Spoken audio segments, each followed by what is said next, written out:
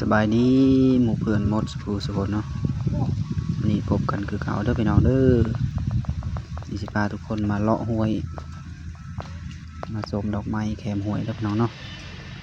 ดอกขมาเด้อพี่น้องเด้อฮอดยามมันบานไปเด้อฮอดเดือน4เดือน5แล้วเนาะเดือน4เดือน5แล้วก็เบ่งบานเต็มกกเลยพี่น้องสวยงามหลายปีละครั้งเนาะซ้ำกับดอกจานเด้อพี่น้องเด้อเท่าเดียวกับดอกจานเนาะออกฤดูเดียวกันเนาะกับดอกจานดอกขมาแต่ว่าดอกขมามันอยู่ตามห้วยตามแคมแม่น้ำเนาะพี่น้องเนาะ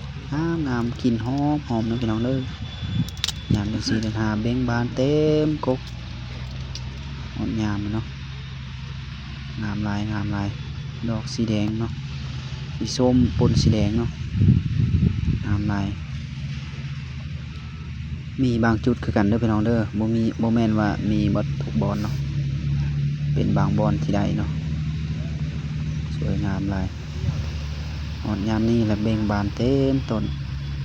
เลาะเซเลาะห้วยโอ้ยสะออนเลยพี่น้องกินหอมหุยเนาะเอานี่คลิปอะไรจบลงเด้อพี่น้องเด้อขอบใจหลายๆเนาะบ๊ายบาย